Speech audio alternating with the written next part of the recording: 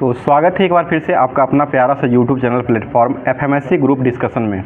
जैसा कि जानते हैं कि यहाँ पर जो अभी क्लास कराया जा रहा है, वर्तमान में जो अभी क्लास कराया जा रहा है BSPHCL का जो वैकेंसी आई है उसी के तर्ज पर अभी वर्तमान में क्लास करवाया जा रहा है। इसका क्लास जो है हमारी टीमों के द्वारा जो है सफलतापूर्वक क्लास जो है 6 क्लास अभी तक करवा दिया गया है और छठा क्लास के बाद आज जो है 7वां क्लास होने वाला है। इसमें एक क्लास रिवीजन भी हुआ था जो कि संडे स्पेशल कल जो है पूरा एक चैप्टर जो हुआ था उसका रिवीजन जो है उसको करवा दिया गया है। और उसके बाद जो है आज का क्लास जो होगा ये नेक्स्ट टॉपिक जो दिया गया था होमवर्क में प्रदीप्ति जो है ये लाइट चैप्टर से संबंधित हो जाएगा और ये आपको फिजिक्स में भी काम आएगा और साथ साथ ये पावर होल्डिंग का भी जो ट्रेड थ्योरी है उसमें भी काम आता है और साथ साथ जो है ALP टेक्नीशियन जो भरे होंगे उनके लिए स्पेशल रूप से उनके लिए भी काम आने वाला है। तो इसको इग्नोर मत कीजिए, पूरा क्लास को जरूर देखिए। पूरा क्लास देखने के बाद क्लास कैसा लग रहा है कमेंट जरूर कीजिएगा। और BSPHCL जो है Bihar state power holding corporation limited इसका फुल फॉर्म होता है और इसका जो अभी वर्तमान में वैकेंसी आई है इसके लिए जो है सिलेबस की बात है तो सिलेबस सब दिन बताया जाता है। यहाँ पर सिलेबस जो है आपको सिलेबस जो है कंप्यूटर से आपको 15 क्वेश्चन मिलने वाला है और उसके बाद जो है ये ट्रेड थ्योरी जो आता है उसके लिए आपको 50 क्वेश्चन मिलने वाला है और उसके बाद जो है आपको GK GS का भी रहता है, हिंदी और इंग्लिश और उसके बाद रीजनिंग भी रहता है, रीजनिंग का क्वेश्चन भी रहता है। तो इसके लिए आप लोग सेट भी प्रैक्टिस कीजिए और सेट प्रैक्टिस करने के लिए जो है आपको ग्रुप भी बनाया हुआ है, वहाँ पर आपको सेट मिलता है। सेट ग्रुप जो है आपको टेलीग्राम और व्हाट्सएप दोनों ग्रुप है, वहाँ पर आपको PDF के माध्यम से सेट मिलता है और सेट प्रैक्टिस को जरूर करें और अपना अंकन जो है नंबर कितना आ रहा है उसका कमेंट जो रहता है वहाँ पर कमेंट जरूर क्या करें जो कितना मार्क्स आ रहा है। और साथ साथ उसके बाद जो है क्लास जब शुरू होता है क्लास देखने के साथ साथ कमेंट जरूर करें कि कैसा क्लास लग रहा है और ये क्लास जो है इसी तरह से आगे चलाने के लिए आप लोग सुझाव जरूर दिया कीजिए। और साथ साथ जो है यहाँ पर जितना भी जो भी क्लास करवाया जाता है वो सारा क्लास जो आपको होमवर्क दे करके कराया जाता है। तो होमवर्क की बात है तो आप लोग कमेंट भी कर रहे थे, क्लास आप लोग का कमेंट भी आ रहा था कि जो ग्रुप जो है वो फुल हो चुका है। तो व्हाट्सएप ग्रुप का जो क्षमता जो है बहुत कम रहता है जो कि 10 से 24-25 करीब रहता है। तो उतना फुल हो जाने के बाद जो हम लोगों के द्वारा जो है ये एक प्रकार का टेलीग्राम ग्रुप बनाया गया है जो कि टेलीग्राम ग्रुप से आप जुड़ करके वहाँ पर आपको जितना जुड़ना है जुड़ सकते हैं और जुड़ने के बाद जो है वहाँ पर सारा होमवर्क भी मिलेगा, होमवर्क के साथ साथ PDF भी मिलता है और PDF के साथ साथ क्वेश्चन का जो रहता है क्वेश्चन जो सेट का रहता है वो भी आपको वहीं पर मिलता है। तो उसमें जुड़ जाइए और साथ साथ आगे जो है आपको ऑब्जेक्टिव टाइप से क्वेश्चन भी होने वाला है उसी पर मिलने वाला है। तो स्टार्ट करते हैं आज का क्लास जो है इसी के तर्ज पर जो है प्रदीप्ति जो है होमवर्क दिया गया था आपको ट्रेड थ्योरी का। तो उससे जितना भी क्वेश्चन बनने वाला है वो सारा क्वेश्चन देख लेते हैं, थोड़ा टफ है लेकिन उसको समझने के बाद जो है धीरे धीरे आपको आसानी से आ जाएगा। उसके बाद जो है आपको जो है उसके बाद आपको ये कंप्यूटर का भी होमवर्क दिया गया था वो भी करवाया जाएगा। उसके बाद थोड़ा जो है समय बचने के बाद GK GS भी लास्ट में करवाया जाएगा, उसको ध्यान दीजिएगा। बताइए क्वेश्चन आज का हो जाएगा सूर्य से निकलने वाली कुल ऊर्जा जो होता है इसका मान लगभग प्रकाश ऊर्जा के रूप में पृथ्वी पर जो पहुंचता है वो कितना % किया जाता है? ये 40%। बहुत अच्छा जवाब, 40% ही किया जाता है। और प्रकाश उत्पादन के मुख्यतः कितने स्रोत में बांटा गया है? ये 2 स्रोत हो जाएगा। प्रकाश उत्पादन जो होता है इसका मुख्यतः 2 स्रोत में बांटा गया है। इसमें जो है दोनों स्रोत जो होता है कौन कौन सा स्रोत होता है? एक प्राकृतिक स्रोत होता है और एक कृत्रिम स्रोत होता है। कृत्रिम स्रोत ऐसा होता है जिसको मनुष्य के द्वारा बनाया जा सकता है और प्राकृतिक स्रोत जो होता है वो प्राकृतिक रूप से जो पाया जाता है उसी को प्राकृतिक स्रोत कहा जाता है। जो कि प्राकृतिक स्रोत में जो आते हैं सूर्य आ जाएंगे, चंद्रमा आ जाएगा, उसके बाद तारा आ जाएगी, ये सभी जो आता है वो प्राकृतिक स्रोत में आते हैं। और कृत्रिम स्रोत जो हो जाएगा वो जो मनुष्य के द्वारा जो बनाया जाने वाला जो चीज़ रहता है उसे कहा जाता है, जैसे दीपक हो जाएगा, मोमबत्ती हो जाएगा, लालटेन हो जाएगा, विद्युत लैंप हो जाएगा, उसके बाद विद्युत ट्यूब हो जाएगा और बल्ब होगा, ये सभी जो हो जाएगा ये कृत्रिम स्रोत हो जाएगा। प्राकृतिक के रूप में जो हो जाएगा सूर्य, चंद्रमा और तारा होता है, इसको ध्यान रखिएगा। और प्रकाश उत्पादन का मुख्यतः कितना स्रोत है? 2 स्रोत हो जाएगा, ठीक है। और सूर्य से निकलने वाली कुल ऊर्जा का पृथ्वी पर जो पहुंचता है वो कितना % प्रकाश स्वभाव रहता है? तो ये 40% ही रहता है, ठीक है। आगे क्वेश्चन बताइएगा।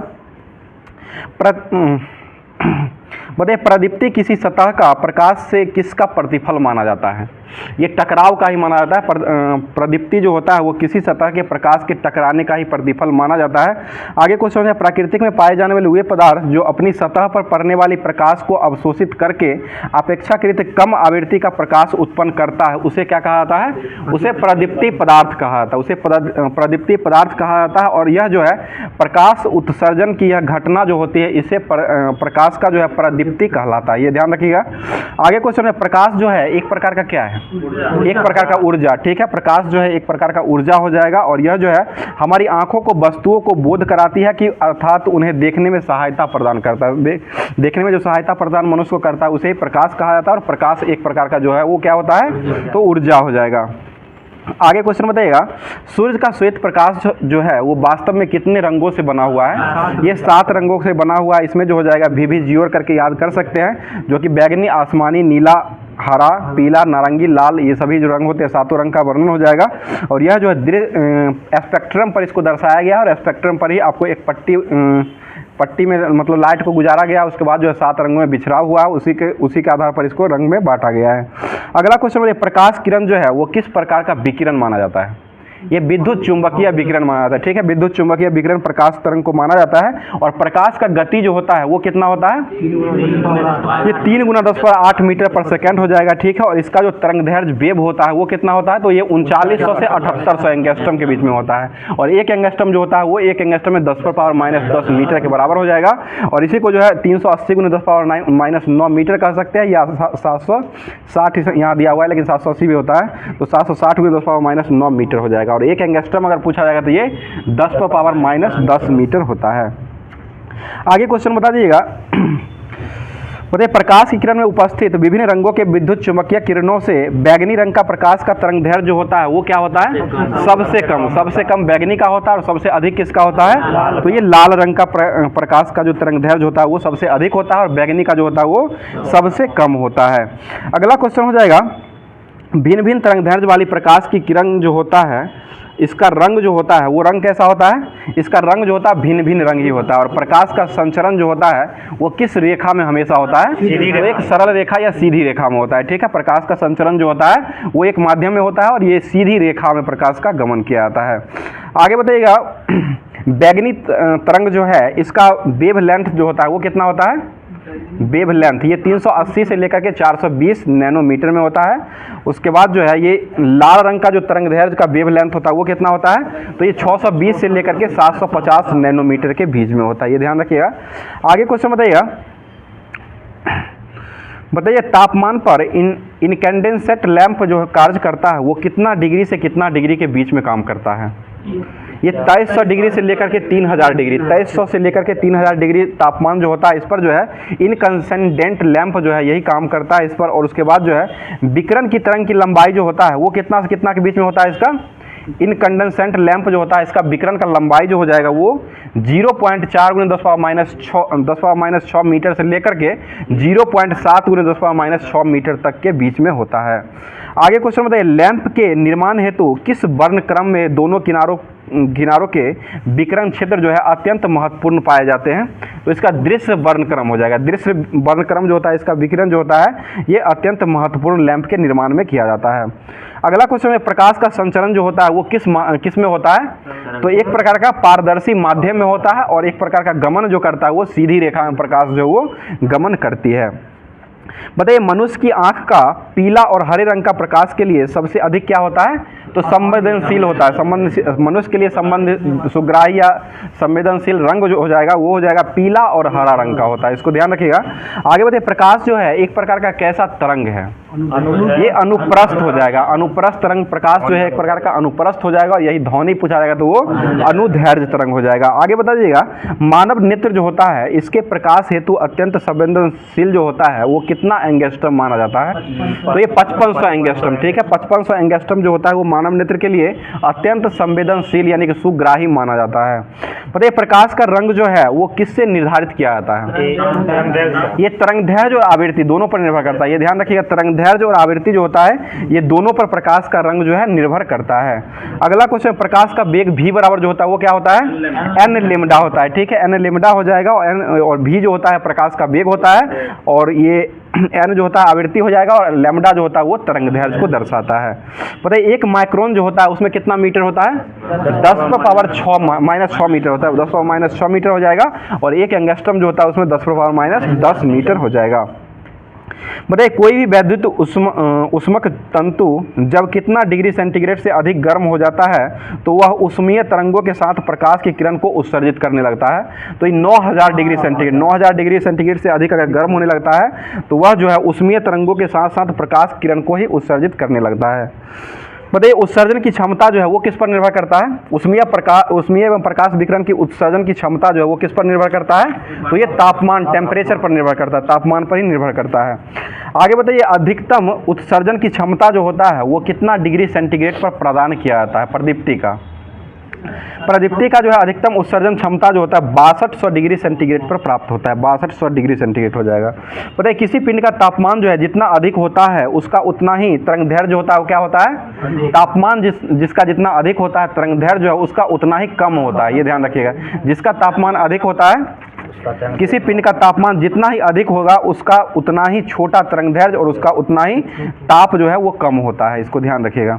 आगे बताइएगा प्रकाशित तल से इकाई क्षेत्रफल पर तल की लंबवत दिशा में पड़ने वाली प्रकाश की मात्रा जो होता है उसको क्या कहते हैं? उसको प्रकाश का प्रदीप्ति कहा था। प्रकाश का प्रदीप्ति जो हो जाएगा वो प्रकाशित तल से इकाई क्षेत्रफल के तल पर लंबवत दिशा में पड़ने वाले प्रकाश की मात्रा जो होता है उसको क्या कहते हैं? प्रकाश का प्रदीप्ति कहा जाता है, ठीक है। और यह जो होता है इसे जो प्रकाश का प्रदीप्ति जो होता है इसको किससे डिनोट किया जाता है, यानी व्यक्त किया जाता है? तो इसको कैपिटल ई से किया जाता है, कैपिटल ई हो जाएगा। और कैपिटल ई बराबर जो होता है वो F/A हो जाएगा, ठीक है, F/A हो जाएगा, जो कि ई बराबर हो जाएगा प्रदीप्ति हो जाएगा। और प्रदीप्ति का ऐसा मात्रक क्या होता है? तो ये लक्स होता है, इसको ध्यान रखिए। प्रदीप्ति का ऐसा मात्रक लक्स हो जाएगा और इसको डिनोट जो करते हैं वो ई से डिनोट किया जाता है। और प्रदीप्ति लक्स जो होता है उसको जो डिनोट किया जाता है वो एफ से किया जाता है। और प्रदीप्ति लक्स का ऐसा मात्रक ल्यूमेन होता है। और उसके बाद जो है क्षेत्रफल जो होता है तल का क्षेत्रफल उसको ए से डिनोट किया जाता है और इसका जो होता है वर्ग मीटर हो जाएगा एक का। बताइए एक लक्स जो है, एक लक्स कितने ल्यूमेन प्रति मीटर स्क्वायर के बराबर होता है? एक लक्स जो होता है वो एक ल्यूमेन प्रति मीटर स्क्वायर के बराबर हो जाएगा। और इसे ही मीटर कैंडेला भी कहा जाता है, इसको ध्यान रखिएगा। एक लक्स को क्या कहते हैं? तो एक ल्यूमेन प्रति मीटर स्क्वायर हो जाएगा और इसे ही मीटर कैंडेला कहा जाता है। आगे क्वेश्चन है एक मिली फोट जो होता है वो कितना ल्यूमेन प्रति मीटर स्क्वायर के बराबर होता है? तो ये 1 ल्यूमेन प्रति मीटर स्क्वायर के बराबर हो जाएगा 1 मिली फोट में। उसके बाद बताइए एक फोट जो होता है वो कितना लक्स के बराबर होता है? तो ये 10⁴ लक्स के बराबर हो जाएगी। एक फुट जो होता है वो 10⁴ लक्स के बराबर हो जाएगा। आगे बता दीजिए एक फुट जो होता है, एक फुट घटे कैंडेला बराबर जो होता है वो 1 cv/फुट स्क्वायर हो जाएगा। यह फार्मूला है, इस पर आप लोग जो है वो थ्योरी बना सकते हैं, इसका न्यूमेरिकल जो होता है। अगला क्वेश्चन हो जाएगा फोटोडायोड जो है, ये फोटोडायोड जो है किस प्रकार का एक प्रकार का उपकरण है? ये इलेक्ट्रॉनिक उपकरण हो जाएगा। फोटोडायोड जो होता है वो एक प्रकार का इलेक्ट्रॉनिक उपकरण हो जाएगा। बताइए किसी प्रकाश स्रोत से प्रति सेकंड उत्सर्जित होने वाले प्रकाश की किरण की कुल मात्रा जो होता है उसको क्या कहते हैं? उसको प्रदीप्ति लक्स कहा जाता है, प्रदीप्ति फ्लक्स कहा जाता है। और इसका ऐसा मात्रक जो होता है वो क्या होता है? तो ल्यूमेन होता है। इसका ऐसा मात्रक क्या होता है? ल्यूमेन हो जाएगा, ठीक है। आगे बताइएगा और फ्लक्स जो है इसको किससे डिनोट किया जाता है? फ्लक्स इसको एफ से डिनोट किया जाता है, फाई से डिनोट करता है। घन कोण को किया जाता है फाई से, और फ्लक्स को जो डिनोट किया जाता है वो एफ से किया जाता है। और ज्योति तीव्रता जो होता है इसको किससे डिनोट करते हैं? तो ये आई से किया जाता है ज्योति तीव्रता को। उसका ऐसा मात्रक सीधी होता है, मात्रक को सीधी से करते हैं। और ज्योति फ्लक्स जो होता है उसको आई से डिनोट किया जाता है। आगे क्वेश्चन बताइएगा एक मानक मोमबत्ती के ठोस कोण में उत्सर्जित होने वाली प्रकाश की कुल मात्रा जो होती है उसको क्या कहते हैं? उसको 1 ल्यूमेन कहा था, 1 ल्यूमेन हो जाएगा। और यह जो है प्रदीप्ति फ्लक्स का ऐसा मात्रक जो है ये ल्यूमेन 1 ल्यूमेन के बराबर ही होता है। और 1 ल्यूमेन जो होता है वो कितना वाट के बराबर हो जाएगा? तो 0.0016 हो जाएगा, जो कि 1/10,000 हो जाएगा। बताइएगा 1 ल्यूमेन जो होता है वो 0.0016 वाट के बराबर हो जाएगा। और 1 ल्यूमेन में कितना सीपी होता है? ये 12.57 सीपी हो जाएगा, ठीक है। बताइए प्रदीप्ति का इकाई जो है इसका प्रयोग जो है किसके रूप में किया जाता है? प्रदीप्ति की इकाई का प्रयोग जो किया जाता है वो फोटोमेट्री के रूप में किया जाता है। फोटोमेट्री हो जाएगा, कुछ नया वर्ड है उसको ध्यान रखिएगा। आगे क्वेश्चन बताइएगा यदि ए क्षेत्रफल वाली सतह पर F ल्यूमेन फ्लक्स पड़ रहा है तो उस पर जो प्रदीपन ई बराबर जो होता है वो क्या होता है? तो F/A हो जाएगा, ठीक है। इसे ल्यूमेन प्रति मीटर स्क्वायर से मतलब इसका ऐसा मात्रक हो जाएगा और ये F/A होता है। अगला क्वेश्चन में 2 सरल रेखाओं के बीच एक ही तल पर एक ही बिंदु से मिलाने पर उसके मध्य जो कोण यानी कि एंगल जो बनता है उसको कौन सा कोण कहा जाता है? तो उसको प्लेन एंगल कहा जाता है, समतल कोण या प्लेन एंगल उसे कहा जाता है। आगे क्वेश्चन बता दीजिएगा और इसका इकाई जो होता है समतल कोण का इकाई जो होता है वो क्या होता है? रेडियन हो जाएगा, ठीक है। समतल कोण यानी कि प्लेन एंगल का जो कोण का एसआई मात्रक होता है वो एक रेडियन हो जाएगा, ठीक है। बताइए समतल कोण का अधिकतम मान जो होता है वो कितना होता है, तो ये 2 पाई होता है, और इसमें जो है पाई का मान कितना होता है 180 डिग्री सेंटीग्रेड होता है। वो 22/7 जो है मान बनाने वो जो होता है मैथ में बनाने के लिए होता है, लेकिन यहाँ पर जो पाई का मान जो लिया जाता है वो 180 डिग्री पाई का मान लिया जाता है। आगे क्वेश्चन में समतल कोण के लिए थीटा बराबर जो होता है, थीटा बराबर फॉर्मूला जो आता है वो क्या होता है, तो ये चाप बट्टा त्रिज्या हो जाएगा। चाप बट्टा त्रिज्या यानी कि ए बट्टा आर होता है, इसे ओ वाई बट्टा ओ वाई डैश से ही डिनोट किया जाता है, इसे एल बट्टा आर कहा जाता है। बताइए किसी खोखले गोले के इकाई क्षेत्रफल वाले वक्र तल तथा उसके केंद्र पर बना हुआ आयतनात्मक कोण जो होता है उसको क्या कहते हैं, ठोस कोण कहा जाता है। ठोस कोण हो जाएगा, और ठोस कोण का ऐसा मात्रक क्या होता है, एस्टेरेडियन, ठीक है। ठोस कोण का ऐसा मात्रक जो होता है वो एस्टेरेडियन हो जाएगा। और यह एक ठोस कोण जो होता है इसको किससे डिनोट करते हैं, तो ये ओमेगा से डिनोट करते हैं, और ओमेगा बराबर एक फार्मूला होता है, जो कि ये फार्मूला हो जाएगा ठोस गोले का क्षेत्रफल बट्टे त्रिज्या का आर स्क्वायर हो जाएगा, यानी कि गोले का क्षेत्रफल बट्टे त्रिज्या का होल स्क्वायर हो जाएगा, यानी कि गोले का क्षेत्रफल जो होता है वो 4 पाई आर स्क्वायर होता है, और यह त्रिज्या जो हो जाएगा ये आर स्क्वायर हो जाएगा, और यहाँ से काटने के बाद जो ये 4 पाई हो जाता है सीधे सीधे एक ठोस कोण यानी कि ओमेगा बराबर जो होता है वो 4 पाई के बराबर हो जाएगा। यहाँ पर पाई का मान 180 डिग्री देकर के उसके बाद इसका मान को निकाल सकते हैं। आगे क्वेश्चन बताइए समतल कोण थीटा एवं घन कोण ओमेगा के बीच में संबंध जो होता है, यानी कि ओमेगा बराबर जो होता है वो क्या होता है, तो ये 2 पाई उसके बाद हो जाएगा 1 माइनस कॉस थीटा बाई 2 होता है। इसको ध्यान रखिएगा, ओमेगा बराबर जो है 2 pi into 1 minus cos theta बट्टा 2 इसका फॉर्मूला हो जाएगा। बताइएगा कितना ग्राम प्रति घंटे की दर से जलने वाली मोमबत्ती को मानक मोमबत्ती कहा जाता है, ये 7.776 हो जाएगा। 7.776 ग्राम प्रति घंटे की दर से जलने वाली मोमबत्ती जो होता है इसको क्या मानते हैं, मानक मोमबत्ती, ठीक है। मानक मोमबत्ती माना जाता है, और मोमबत्ती का जलना जो ये कौन सी प्रक्रिया हो जाएगा, तो ये रासायनिक प्रक्रिया मोमबत्ती का जलना हो जाएगा, और यही मोमबत्ती का पिघलना हो जाएगा, तो वो भौतिक यानी कि फिजिकल होता है, केमिकल होता है, वो रासायनिक हो जाता है। इसको ध्यान रखिएगा।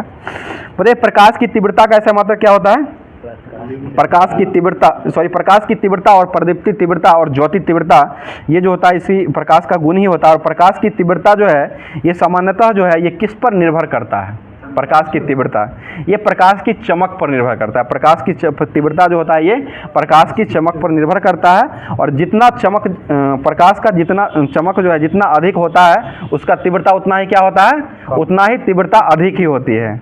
जितना प्रकाश का चमक अधिक होगा उसका तीव्रता जो होता है उतना ही अधिक होता है। आगे क्वेश्चन बताइए किसी प्रकाश स्रोत से किसी विशेष दिशा में प्रति इकाई ठोस कोण में उत्सर्जित होने वाला जो पुंज होता है उसको क्या कहते हैं, उसको प्रदीप्ति पुंज कहा जाता है, ठीक है। किसी प्रकाश स्रोत के किसी विशेष दिशा में प्रति इकाई ठोस से उत्सर्जित होने वाला जो पुंज होता है उसको क्या कहते हैं, प्रदीप्ति पुंज कहा जाता है। और यह प्रदीप्ति पुंज जो है ये किसका स्रोत माना जाता है, तो ये प्रकाश का ही स्रोत माना जाता है, ठीक है। आगे क्वेश्चन बताइएगा, बताइए क्वेश्चन एक कैंडेला जो होता है, एक कैंडेला में कितना ल्यूमेन प्रति एस्टेरेडियन होता है, तो एक कैंडेला जो होता है उसमें 1 ल्यूमेन प्रति एस्टेरेडियन ही होता है।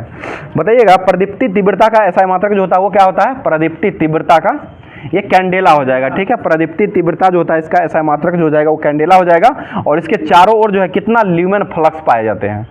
प्रदीप्ति ये कैंडेला जो होता है ये प्रदीप्ति तीव्रता का इकाई होता है, और इसके चारों ओर कितना ल्यूमेन फ्लक्स प्राप्त होता है, ये जो फॉर्मूला निकाल के बताए थे ये 4 पाई हो जाएगा, ठीक है। 4 पाई ल्यूमेन फ्लक्स जो है ये प्राप्त होता है। और यह जो कैंडेला जो है इसको किसमें व्यक्त किया जाता है, तो ये CD हो जाएगा, इसका प्रतीक जो होता है कैंडेला का वो CD हो जाएगा।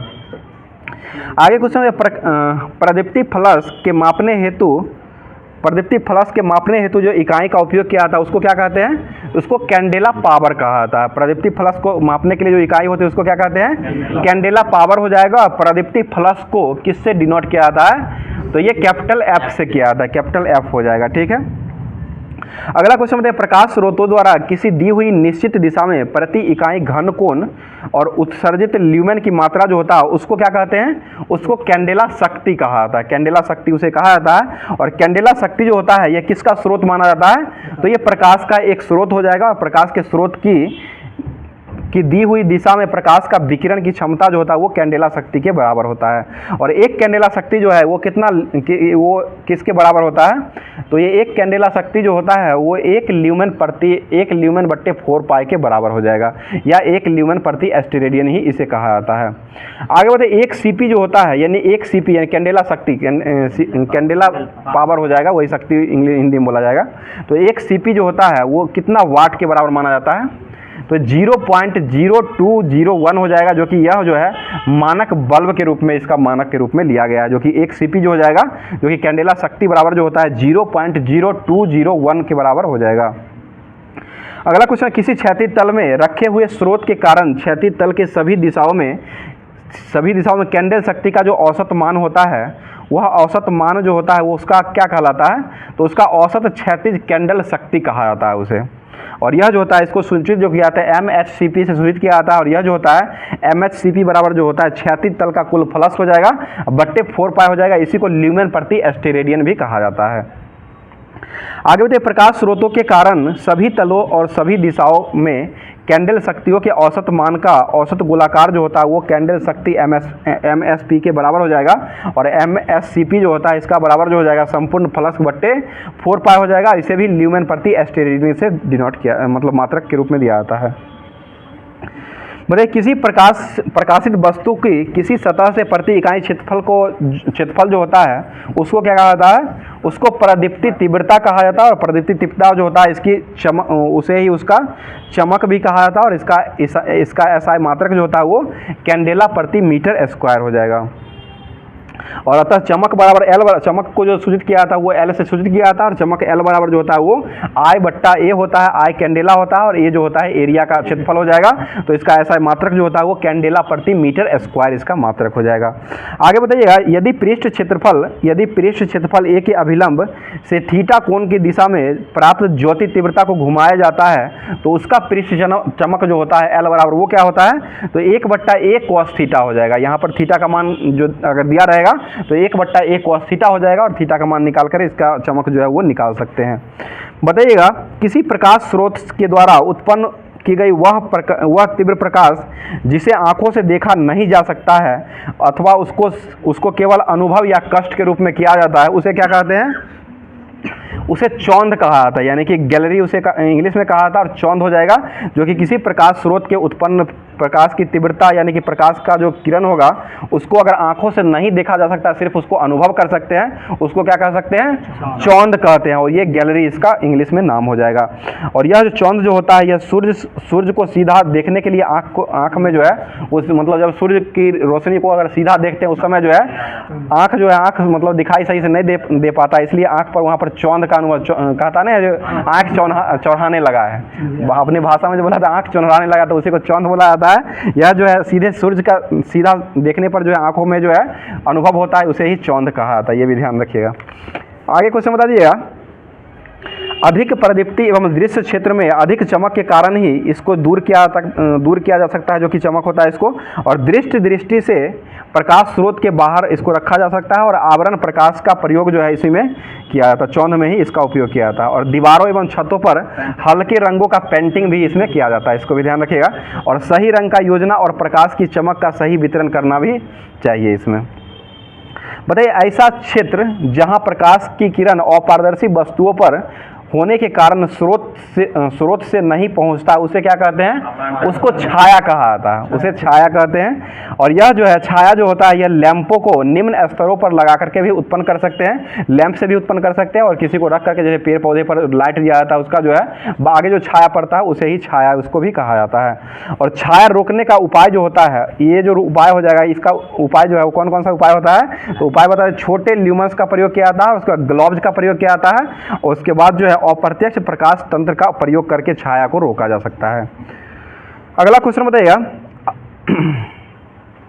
अपघटक गुणांक जो होता है यानी कि MSCP जो होता है, रिडक्टेड फैक्टर यानी कि RF जो होता है, अपघटक गुणांक जो होता है, इसका मान सदैव जो होता है वो कितना होता है?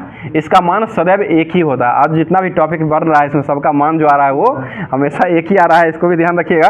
तो आगे अगर एग्जाम में ऐसा मिलता है इस टॉपिक से तो उसको ध्यान में रखते हुए आंसर को लगा सकते हैं। बताइए किसी, अगला क्वेश्चन हो जाए, किसी तल द्वारा परावर्तित प्रकाश एवं उस पर आपतित प्रकाश के अनुपात जो होता है उसको क्या कहते हैं? उसको परावर्तन गुणांक कहा जाता है। ठीक है, उसको परावर्तन क्या कहते हैं? गुणांक कहा जाता है। अगला क्वेश्चन बता दीजिएगा। और परावर्तक गुणांक जो होता है, परावर्तक गुणांक बराबर जो होता है वो क्या होता है? तो परावर्तित प्रकाश हो जाएगा और बट्टे में आपतित प्रकाश हो जाएगा। परावर्तित प्रकाश बट्टे आपतित प्रकाश को क्या कहते हैं? तो परावर्तन गुणांक कहा जाता है। और परावर्तन गुणांक का मान जो होता है, इसका मान कितना होता है? इसका मान भी एक से कम या सामान्यतः 0.6 से लेकर के 0.8 के बीच में होता है। लगभग 1 से कम होता है, या यानी कि 1 से कम ही हो जाएगा। 0.6 से लेकर के 0.8 के बीच में ये किसका मान होता है? तो परावर्तक गुणांक का मान होता है। परावर्तक गुणांक बराबर क्या कहते हैं? परावर्तित प्रकाश बट्टे आपतित प्रकाश। ठीक है, परावर्तित प्रकाश बट्टे आपतित प्रकाश को क्या कहते हैं? परावर्तन गुणांक कहा जाता है। आगे क्वेश्चन बताइए, किसी तल बट्टे माध्यम द्वारा अवशोषित प्रकाश एवं आपतित प्रकाश का अनुपात का अवशोषण जो होता है उसको क्या कहते हैं? उसको अवशोषण गुणांक कहा था। अवशोषण गुणांक यानी कि एब्सॉर्प्शन फैक्टर कहा था। एब्सॉर्प्शन फैक्टर हो जाएगा इसका। और अवशोषण गुणांक बराबर अवशोषित प्रकाश हो जाएगा बट्टे आपतित प्रकाश हो जाएगा। और स्वच्छ वातावरण के लिए अवशोषक गुणांक का मान जो होता है वो कितना होता है? ये भी 1 से कम होता है, 1 या 0.5 के बीच में ये इसका मान हो जाएगा। आगे क्वेश्चन बताइए, किसी पारदर्शी माध्यम से पारेषित प्रकाश एवं उसके आपतित प्रकाश के अनुपात जो होता है उसको क्या कहते हैं? उनको पारसेक गुणक कहा जाता है। पारसेक गुणक कहा जाता है। और पारसेक गुणक बराबर क्या होता है? तो ये पारसेक गुणक बराबर पारेषित प्रकाश हो जाएगा बट्टे आपतित प्रकाश का किरण हो जाएगा। और इसका मान क्या होता है? इसका मान भी होता है वो 1 से कम ही होता है, लगभग 1 से कम ही इसका मान होता है। आगे अब लास्ट ही है अनुरक्षण गुणांक है। एक अनुरक्षण गुणांक हो जाएगा जो कि ये परावर्तन गुणांक का ही ये सारा जो है नियम हो जाएगा। अनुरक्षण गुणांक जो हो जाएगा जो कि मेंटेनेंस फैक्टर इसे कहा जाता है। इसमें जो है घरों में लगे उपकरण जैसे टीवी होता है, लैंप होता है, और घर की दीवारें और छत की खिड़कियाँ, दीवार पर कैलेंडर पोस्टर आदि की चमक गंदगी होने के कारण जो है ये अनुरक्षण गुणांक का मान जो होता है वो कम हो जाता है। और इस चमक के बनाए रखने के लिए इसके लिए सफाई करके वांछित स्तर पर रखने का प्रयोग किया जा सकता है। तो यह जो है जितना टॉपिक आज का जो प्रदीप्ति का दिया गया था होमवर्क के रूप में आपको थ्योरी के माध्यम से ये सारा समझा दिया गया है। इसमें कुछ त्रुटि रह गई होगी तो उसके लिए आप लोग कमेंट जरूर कीजिएगा। और इसके आगे जो है अब आपको लोग को जो होमवर्क मिलेगा वो होमवर्क से आपको आगे करवाया जाएगा। अब जो नेक्स्ट टॉपिक जो दिया गया था जो कि अब कंप्यूटर का दिया गया था, जो कि होमवर्क में आपको कंप्यूटर में मिला था, और कंप्यूटर से अब जो है जो बचा हुआ उसको करवाते हैं। तो कंप्यूटर से अब जो होमवर्क में दिया गया था उसको देख लेते, बताइएगा। रैम जो है इसका फुल फॉर्म क्या होता है? RAM, random access memory. ठीक है, और रोम का फुल फॉर्म क्या होता है? रोम, रीड ओनली मेमोरी। ठीक है, रीड ओनली मेमोरी हो जाएगा। बताइएगा, बिजली बंद कर दिए जाने के बाद जो स्टोरेज अपना डाटा को रखती है उसको क्या कहते हैं? Non volatile storage. Non volatile storage उसे कहा जाता है। बताइए, कंप्यूटर की परमानेंट मेमोरी जो होता है उसे क्या कहते हैं? कंप्यूटर की परमानेंट मेमोरी जो होता है उसको जो है रोम कहा जाता है, जो कि random access read only memory, read only memory हो जाएगा। और कंप्यूटर की इनबिल्टी मेमोरी जो होता है वो किस में पाया जाता है? ये रोम में ही पाया जाता है। ठीक है, रोम में ही पाया जाता है। आगे बताइएगा, निर्माण प्रक्रिया के अनुसार मेमोरी चिप का प्रोग्राम जो किया जाता है वो किस में किया जाता है? वो भी रोम में ही किया जाता है। ठीक है, जो कि रोम। अगला क्वेश्चन बताइएगा, ई प्रोम और ई प्रोम दोनों जो होता है वो किसका भाग हो जाएगा? ये रैम का हो जाएगा, रैंडम एक्सेस मेमोरी का ये भाग होता है। अगला क्वेश्चन, ये कौन सा कंप्यूटर चिप्स जो है मुख्य प्रकार का कंप्यूटर माना जाता है? तो ये प्राइमरी और द्वितीयक दोनों कंप्यूटर का जो प्रोसेसर यानी कि चिप होता है ये मुख्यतः माना जाता है। आगे बताइए, गति भेद को समायोजित करने के लिए प्रयुक्त बफर जो होता है उसको क्या कहते हैं? उसे कैश कहा जाता है, उसे कैश हो जाएगा। अब जो सॉफ्टवेयर जो होमवर्क में आपको दिया गया था उसको देख लेते हैं। बताइए, आधुनिक कंप्यूटर में मुख्यतः प्रयोग जो किया गया था वो किसका उपयोग किया गया था? Multi programming operating system. ठीक है, मल्टी प्रोग्रामिंग ऑपरेटिंग सिस्टम का उपयोग जो है ये आधुनिक कंप्यूटर के मुख्यतः प्रयोग किया गया था। बताइए, एक मल्टी प्रोग्रामिंग ऑपरेटिंग सिस्टम जिसमें एक साथ कई प्रोग्राम को चलाया जा सकता है उसको क्या कहते हैं? उसे लिनक्स कहा जाता है, उसे लाइनक्स या लिनक्स उसे कहा जाता है। आगे बताइए, एक तरह के सॉफ्टवेयर जो हार्डवेयर के बदले प्रयुक्त होता है उसे तथा रोम में रखा जाता है उसको क्या कहते हैं? उसे फर्मवेयर। ठीक है, उसे फर्मवेयर कहा जाता है। बताइए, सी जो है वो क्या है? सी ये कंप्यूटर लैंग्वेज है। C++ या सी जो होता है ये कंप्यूटर भाषा हो जाएगा। और सी जो भाषा लिखने वाला सी भाषा लिखने वाला पहला ऑपरेटिंग सिस्टम जो था वो कौन था? तो ये यूनिक्स हो जाएगा, यूनिक्स हो जाएगा। सी जो है सी भाषा लिखने वाला पहला ऑपरेटिंग सिस्टम जो हो जाएगा तो वो लिनक्स हो जाएगा। और यह जो है अगला क्वेश्चन मतलब एक ही प्रोग्राम में बार बार प्रयोग की जाने वाली छोटे छोटे प्रोग्राम जो होता है उसको क्या कहते हैं? उसको सब रूटीन प्रोग्राम कहा जाता है। ठीक है, सब रूटीन उसे प्रोग्राम कहा जाता है। बोले कंप्यूटर इंस्ट्रक्शन लिखने के जो प्रोसेसर होता है उसको क्या कहते हैं? उसे कोडिंग कहा जाता है, उसको कोडिंग कहते हैं। बताइए वह प्रोग्राम जो कंप्यूटर का प्रयोग करने में आसान बना देता है उसे क्या कहते हैं? उसे यूटिलिटी सॉफ्टवेयर कहा जाता है, यूटिलिटी सॉफ्टवेयर हो जाएगा। बताइए प्रिंटर और मॉनिटर जैसे पेरिफेरल उपकरण जो होता है उसे क्या कहते हैं? उसे हार्डवेयर कहा जाता है। ठीक है, हार्डवेयर ऐसा युक्ति होता है जो कि जिसको छू सकते हैं, जैसे कंप्यूटर, मोबाइल फ़ोन या जो भी इलेक्ट्रॉनिक युक्ति होता है उसे हार्डवेयर कहते हैं। और ये सॉफ्टवेयर जो होता है वो हार्डवेयर को चलाने का काम जो करता है वो सॉफ्टवेयर के माध्यम से ही होता है, जो कि सॉफ्टवेयर डाल करके उसके बाद हार्डवेयर जो भी युक्ति होता है उसको चलाया जाता है। अगला क्वेश्चन बताइए कंप्यूटर का वह सिस्टम या वह भाग जिसको छू नहीं सकते उसे क्या कहते हैं? ये सॉफ्टवेयर। ठीक है, सॉफ्टवेयर को छू नहीं सकते हैं। अगला क्वेश्चन कमांड्स को संपन्न करने की प्रक्रिया जो होता है उसे क्या कहते हैं? एग्जीक्यूटिंग कहा जाता है। एग्जीक्यूटिंग प्रक्रिया के तहत ही कमांड को संपन्न करने की प्रक्रिया होता है। बताइए पोस्ट जो होता है इसका पूर्ण रूप क्या होता है? पावर ऑन सेल्फ टेस्ट हो जाएगा, पावर ऑन सेल्फ टेस्ट होता है, ये पोस्ट का फुल फॉर्म हो जाएगा। बताइए ओपन सोर्स किस्म का सॉफ्टवेयर जो है वो किसे कहा जाता है? ये लिनक्स को कहा जाता है। ओपन सिस्टम जो होता है, ओपन सोर्स किस्म का जो सॉफ्टवेयर होता है उसे जो कहता है वो लिनक्स कहा जाता है। बताइएगा जब ऑपरेटिंग सिस्टम रैम में लोड हो जाता है तो उसको क्या कहते हैं?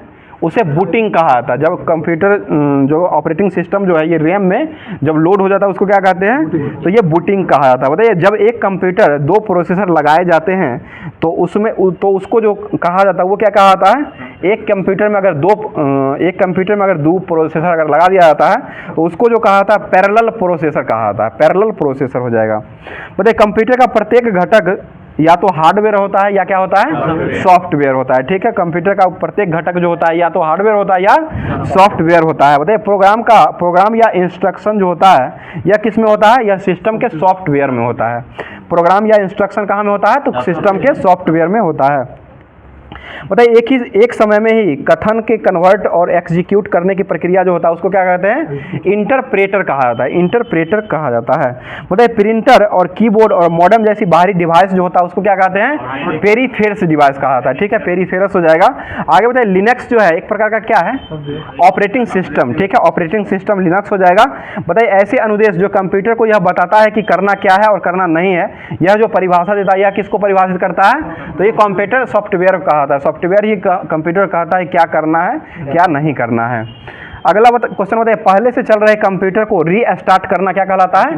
रीबूटिंग कहलाता है। रीस्टार्ट मतलब रीबूटिंग हो जाएगा, सीधे स्टार्ट होता तो बूटिंग हो जाएगा, और रीस्टार्ट जो होता है उसको रीबूटिंग कहा जाता है। आगे बताइए कंप्यूटर उपकरण जो होता है उसको क्या कहते हैं? हार्डवेयर कहा जाता है। ठीक है, हार्डवेयर कहते हैं जिसको छू सकते हैं और सॉफ्टवेयर को छू नहीं सकते हैं। बताइए कंप्यूटर बनाने वाले फिजिकल कंपोनेंट जो होता है उसको क्या कहते हैं? उसको भी हार्डवेयर ही कहा जाता है। किसी प्रोग्राम के मानव द्वारा पठनीय वर्जन जो होता है उसको क्या कहते हैं? उसे प्रोग्राम कोड कहा जाता है, प्रोग्राम कोड हो जाएगा। आगे बताइए कंपाइलिंग से क्रिएट जो बना हुआ रहता है उसको क्या कहते हैं? उसको एग्जीक्यूटिव प्रोग्राम कहा जाता है। यानी कंपाइलिंग से जो क्रिएट प्रोग्राम होता है उसको जो कहा जाता है एग्जीक्यूटेबल प्रोग्राम कहा जाता है। आगे बताइए डीबी और एमएस डाटा को एक्सपोर्ट करने के लिए अनुमति प्रदान जो करता है वो कौन सा लैंग्वेज करता है? वो क्वेरी लैंग्वेज के द्वारा किया जाता है, क्वेरी लैंग्वेज हो जाएगा। बताइए एप्लीकेशन प्रोग्राम इंटरफेस एपीआई जो होता है वो किस पर एक्सेस करता है? वह मिडल वेयर रहता है जो कि डाटाबेस को एक्सेस करता है। आगे क्वेश्चन एक डाटाबेस प्रणाली जो होता है उसको क्या कहते हैं? तो फॉक्स प्रो कहा था। फॉक्स प्रो जो है एक प्रकार का ये डाटाबेस प्रणाली हो जाएगा। बताइए वर्तमान स्थिति के अनुसार डाटा फाइलों को संपादित रहने की क्रिया जो होता है उसको क्या कहते हैं? उसको जो कहा जाता है अपडेट कहा जाता है। यानी कि वर्तमान स्थिति के अनुसार डाटा फाइलों को जो संपादित किया जाता है, वर्तमान समय में जो कुछ भी अपलोड जो किया जाता है उसको जो किया जाता है वो अपडेट कहा जाता है। आगे बताइए डाटाबेस फाइलों से वह फाइल जिसमें रखी हुई जानकारी परिवर्तित नहीं होती है वो उसे क्या कहा जाता है? तो उसे मास्टर फाइल कहा जाता है। अगला क्वेश्चन, डाटा को जमा जो किया जाता है वो किस में किया जाता है? तो DBMS सॉफ्टवेयर में जमा किया जाता है, DBMS सॉफ्टवेयर हो जाएगा। आगे बताइए, रिकॉर्डो का संग्रह जो है वो किस में किया जाता है? रिकॉर्डो का संग्रह ये फाइल में किया जाता है, ठीक है, ये लुसेंट में भी दिया हुआ है। रिकॉर्डो का संग्रह जो किया जाता है वो फाइल में किया जाता है। बताइए, हार्डवेयर और सॉफ्टवेयर के बीच में संबंध की तकनीकी जो होता है उसको क्या कहते हैं? इंटरफेस कहा जाता है। इंटरफेस हो जाए, हार्डवेयर और सॉफ्टवेयर के बीच में संबंध का जो तकनीक दर्शाता है उसको क्या कहते हैं? इंटरफेस कहा जाता है। बताइए, फोर्टॉन, कोबल, बेसिक, पास्कल, ये सभी क्या है? ये कंप्यूटर का भाषा, ठीक है, कंप्यूटर का भाषा हो जाएगा। और सारे कंप्यूटरों में कौन सी भाषा लागू किए जा सकते हैं? ये मशीनी भाषा होते हैं। मशीनी भाषा, भाषा जिसे कंप्यूटर समझता है वह कौन भाषा होता है? मशीनी भाषा ही होता है। कंप्यूटर जो भाषा को समझता हुआ कौन सा भाषा होता है? मशीनी भाषा होता है। और सारे कंप्यूटर में कौन भाषा यूज करते हैं? तो मशीनी भाषा का ही उपयोग किया जाता है। अगला क्वेश्चन बताइए, अब जो है ये थ्योरी सॉफ्टवेयर का हो चुका है, अब जो है ये वस्तुनिष्ठ प्रश्न जो है उसको अब देख लेते हैं। ये भी था पूरा यही। बताइए, सॉफ्टवेयर जो है वो एक प्रकार का क्या है? ये आपके कंप्यूटर के अनुदेशों, कंप्यूटर हेतु अनुदेशों को सेट करने का जो प्रक्रिया होता है उसी को सॉफ्टवेयर कहा जाता है। बताइए, डिबगिंग की जो है ये कौन सी प्रक्रिया है? यह एक प्रकार का सॉफ्टवेयर प्रोग्राम है जो कि त्रुटियों की जांच करता है, ठीक है। त्रुटि की जांच, जो सॉफ्टवेयर की त्रुटि जो होता है इसको जांच कौन करता है? तो ये डिबगिंग करता है, डिबगिंग। और कंप्यूटर में जो अशुद्धि होता है उसको क्या कहते हैं? बग कहा जाता है, ठीक है। कंप्यूटर की त्रुटि या अशुद्धि जो होता है उसको क्या कहते हैं? बग कहा जाता है, ठीक है। बताइएगा, कितनी भी संख्या में वर्णों को मिलाने के लिए वाइल्ड कार्ड का जो वर्ण होता है, यह जो चिन्ह दिया जाता है वो किसके द्वारा दिया जाता है? ये डॉलर का चिन्ह देकर के दिया जाता है। डॉलर का जो ऐसे चिन्ह रहता है उसी तरह से जो है कितनी भी संख्या में वर्णों को मिलाने की जो प्रक्रिया होता है जो कि वाइल्ड कार्ड कहा जाता है, और यह वर्ण का उपयोग जो किया जाता है वो डॉलर का चिन्ह करके इसका उपयोग किया जाता है, इसी के द्वारा किया जाता है। बताइए, कंप्यूटर तंत्र के कार्य करने के लिए कौन सा प्रोग्राम जो है अनिवार्य माना जाता है? ये प्रचालन हो जाएगा। प्रचालन तंत्र जो होता है वो अनिवार्य माना जाता है। अगला क्वेश्चन बताइए, ऑपरेटिंग सिस्टम एक एप्लीकेशन प्रोग्राम होता है, ठीक है। ऑपरेटिंग सिस्टम जो है एक एप्लीकेशन प्रोग्राम नहीं होता है। ऑपरेटिंग सिस्टम जो है एक मानव और एक मशीन के बीच में इंटरफेस का काम करता है, ये सही हो जाएगा। बताइए, विंडोज 95 जो है वो एक प्रकार का क्या है? एक प्रकार का ऑपरेटिंग सिस्टम है जो कि प्रचालन प्रणाली से कहा जाता है, या ऑपरेटिंग सिस्टम भी हो जाएगा। ऑपरेटिंग, ये सॉफ्टवेयर भी एक प्रकार का ऑपरेटिंग सिस्टम ही होता है।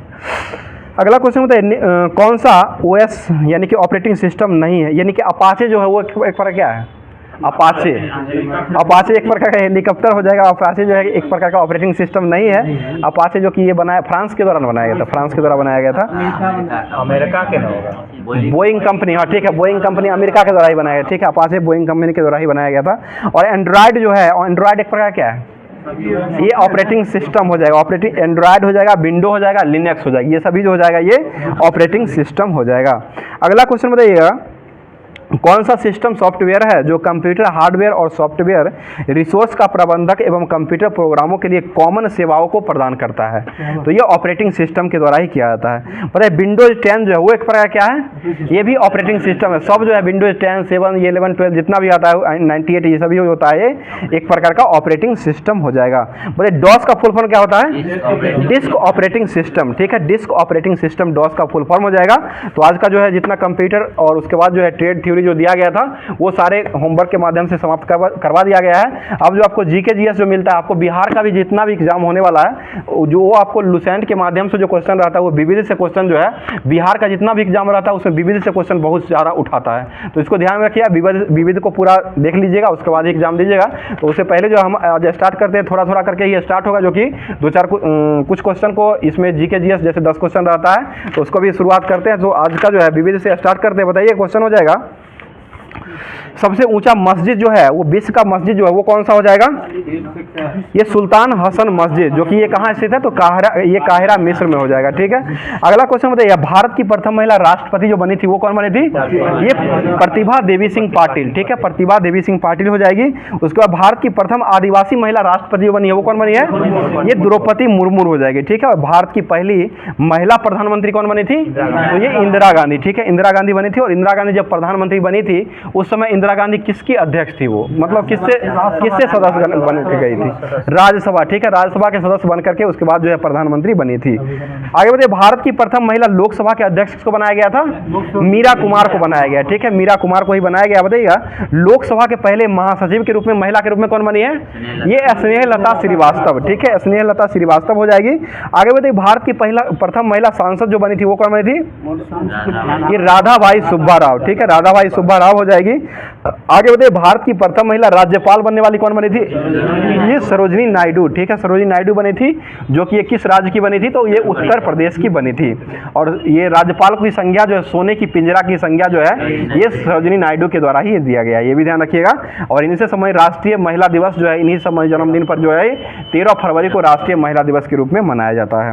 अगला क्वेश्चन है, यूपीएससी का प्रथम महिला अध्यक्ष जो है वो किसको बनाया गया था, रोज विलियम मैथ्यू, ठीक है, रोज विलियम मैथ्यू को बनाया गया था। और भारत की पहली महिला शासिका जो बनी थी वो कौन बनी थी, ये रजिया सुल्तान, ठीक है, रजिया सुल्तान हो जाएगी। आगे बताइए, भारत की पहली महिला मुख्यमंत्री कौन बनी थी, ये सुचेता कृपलानी हो जाएगी। और सुचेता कृपलानी जो बनी थी वो किस राज्य की बनी थी, उत्तर प्रदेश की हो जाएगी। बताइए, देश की प्रथम महिला सत्र न्यायाधीश कौन बनी थी, तो ये अन्ना चांडी बनी थी, और ये किस राज्य की हो जाएगी, तो ये केरल राज्य की हो जाएगी। बताइए, संयुक्त राष्ट्र संघ के प्रथम महिला भारतीय राजदूत के रूप में कौन बनी थी, विजय लक्ष्मी पंडित, बहुत अच्छा जवाब, विजय लक्ष्मी पंडित हो जाएगी। आगे बताइए, एवरेस्ट शिखर पर पहुंचने वाली प्रथम महिला जो बनी थी वो कौन बनी थी, तो ये बछेंद्री पॉल हो जाएगी, ठीक है, बछेंद्री पॉल बनी थी। और मिस यूनिवर्स बनने वाली पहली महिला जो बनी थी वो कौन बनी थी, सुष्मिता सेन हो जाएगी, ठीक है। और मिस वर्ल्ड बनने वाली पहली महिला कौन थी, रीता फारी, ठीक है, कुमारी रीता फारिया हो जाएगी। मतलब एवरेस्ट पर लगातार 2 बार चढ़ने वाली प्रथम महिला जो बनी थी वो कौन बनी थी, संतोष यादव, ठीक है, संतोष यादव जो बनी थी वो एवरेस्ट पर लगातार 2 बार चढ़ने वाली प्रथम महिला हो जाएगी। आगे बढ़िए, भारत रत्न से सम्मानित प्रथम महिला जो बनी थी वो कौन बनी थी, भारतीय इंदिरा गांधी, ठीक है, इंदिरा गांधी हो जाएगी। और ज्ञानपीठ पुरस्कार पाने वाली पहली महिला कौन थी, आशा पूर्णा देवी हो जाएगी। अर्जुन पुरस्कार पाने वाली पहली महिला कौन थी, एन लैम्सडेम हो जाएगी, जो कि किसके समय था, ये हॉकी हो जाएंगे। और 1961 में इनको पुरस्कार दिया गया था। अगला क्वेश्चन बताइए, अर्जुन एवं राजीव गांधी दोनों खेल रत्न पाने वाली पहली महिला कौन बनी थी, ये ग्रांड ओल्ड लेडी, जो कि कुंजरानी के नाम से जानी जाती है, ग्रांड ओल्ड लेडी के नाम से ये विख्यात हो जाएगी। बताइए, ओलंपिक में कोई पदक पाने वाली प्रथम महिला जो बनी थी वो कौन बनी थी, ये कर्णम मल्लेश्वरी हो जाएगी, ठीक है, जो कि भारत तोलन से सम्मानित है और पहली बार जो ये कांस्य पदक दिलाई थी। बताइए, प्रथम महिला मेयर जो बनी थी वो कौन बनी थी, तारा चेरियन बनी थी, जो कि ये चेन्नई की हो जाएगी। उसके बाद प्रथम महिला स्नातक प्रतिष्ठा में जो बनी थी वो कौन बनी थी, कामिनी राय हो जाएगी, ठीक है। और प्रथम महिला सर्जन कौन बनी थी, डॉक्टर प्रेमा मुखर्जी, ठीक है, डॉक्टर प्रेमा मुखर्जी हो जाएगी। और भारत में रेल की प्रथम महिला ड्राइवर जो बनी है वो कौन बनी है, सुरेखा यादव। सभी रेल के ड्राइवर के मामले में जो यही आते, वंदे भारत भी यही चलाई है, और रेलवे के मामले में रेल ड्राइवर के रूप में पहली जो बनी थी वो सुरेखा यादव ही बनी है, इसको ध्यान रखिएगा, सुरेखा शंकर यादव पूरा नाम है। बताइए, वायुसेना में प्रथम महिला पायलट जो है वो कौन बनी है, हरिता कौर दयाल हो जाएगी, ठीक है, हरिता कौर दयाल हो जाएगी। और प्रथम महिला एयरबस पायलट जो है वो कौन बनी थी, ये दुर्वा बनर्जी, ठीक है, दुर्वा बनर्जी हो जाएगी। आगे बताइएगा, प्रथम महिला air person of Indian airlines का जो है वो कौन बनी थी, ये सुषमा चावला हो जाएगी, ठीक है। और प्रथम महिला एयरबस मार्शल कौन बनी थी, तो पी बंदोपाध्याय हो जाएगी। बताइए, अंतरिक्ष में जाने वाली पहली महिला कौन बनी थी, ये कल्पना चावला, जो कि ये किस देश की नागरिक के रूप में बनी थी, भारतीय अमेरिकी हो जाएगी, ठीक है, भारतीय मूल की अमेरिकी नागरिक के रूप से गई थी ये। बताइए, प्रथम महिला एयर वाइस मार्शल जो थी वो कौन थी, पी बंदोपाध्याय हो जाएगी, ठीक है। और आगे बताइए, ऑस्कर पुरस्कार जीतने वाली प्रथम महिला जो बनी थी वो कौन बनी थी, भानु अथैया, ठीक है, भानु अथैया हो जाएगा। और आगे बताइएगा, एशियाई खेलों में स्वर्ण पदक जीतने वाली प्रथम महिला जो बनी थी वो कौन बनी थी, कमलजीत सिंधु, ठीक है, कमलजीत सिंह सिंधु हो जाएगी। बताइए, 7 प्रमुख सागर तैरकर पार करने वाली प्रथम महिला जो बनी थी वो कौन बनी थी, ये बुल्ला चौधरी हो जाएगी। अंटार्कटिका पहुंचने वाली प्रथम महिला कौन थी, मेहर मूसा हो जाएगी। बताइए, दूरदर्शन समाचार वाचक प्रथम महिला जो बनी थी वो कौन बनी थी, प्रतिमा पूरी हो जाएगी। बताइए, ओलंपिक बैडमिंटन में कांस्य पदक जीतने वाली प्रथम महिला कौन बनी थी, साइना नेहवाल बनी थी, साइना नेहवाल हो जाएगी बैडमिंटन में। और साइना नेहवाल का संबंध किस खेल से हो जाएगा, तो ये बैडमिंटन से हो जाएगा, और ये कांस्य पदक दिलवाई थी। बताइए, ओलंपिक महिला कुश्ती में कांस्य पदक जीतने वाली प्रथम महिला कौन बनी थी, ये साक्षी मल्लिक बनी थी। और साक्षी मल्लिक जो है ये ओलंपिक में, रियो ओलंपिक जो हुआ था 2016 का, उसमें जो है ये कुश्ती में कांस्य पदक दिलाई थी। बताइए, ओलंपिक में मुक्केबाजी में कांस्य पदक जीतने वाली प्रथम महिला कौन बनी थी, MC मैरी कॉम हो जाएगी, जो कि ये 2012 का लंदन ओलंपिक जो हुआ था उसमें दिलवाई थी। बताइए प्रथम महिला विदेश सचिव कौन बनी थी? चोकिल्ला अय्यर हो जाएगी। बताइएगा दोहरा शतक लगाने वाले प्रथम महिला क्रिकेटर कौन बनी है? ये मिताली राज हो जाएगी, ठीक है। और अभी वर्तमान में जो भारतीय टीम कैप्टन जो है वो कौन है? ये हरमनप्रीत कौर हो जाएगी। और अभी वर्तमान में जो है एशियाई कप, जो महिला एशिया कप का खिताब जो हुआ ये इसको किसने जीत लिया है? तो ये श्रीलंका ने जीता है, भारत को हरा करके श्रीलंका ने जीत लिया है। आगे कुछ समझते हैं, अंतर्राष्ट्रीय ओलंपिक समिति के सदस्य बनने वाली प्रथम भारतीय महिला कौन बनी है?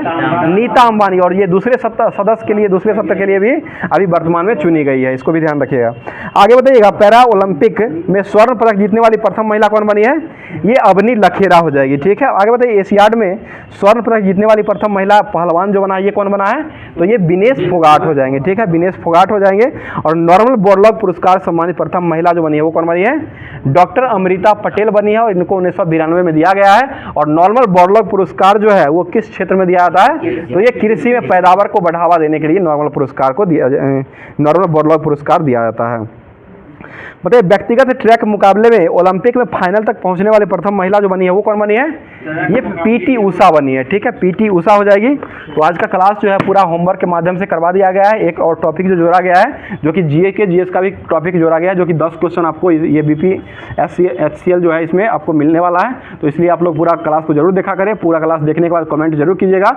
और इसी तरह का क्लास पाने के लिए हमारे चैनल से जुड़े रहें। और साथ साथ जो भी लोग देख रहे हैं, अगर क्लास अच्छा लग रहा है तो अपने दोस्तों में शेयर जरूर कर दिया करें। और जो भी ग्रुप है उसमें जरूर से शेयर करा करें। और उसके बाद जो मिलते हैं फिर किसी नेक्स्ट वीडियो में नेक्स्ट टॉपिक के साथ। और तब तक के लिए हंसते रहिए, मुस्कुराते रहिए और अपना तैयारी को बेहतर से बेहतर करते रहिए। और FMSC पर भरोसा दिखाते रहिए और अपना दिल जो है वो जरूर भेजा करें। थैंक यू, धन्यवाद, जय हिंद।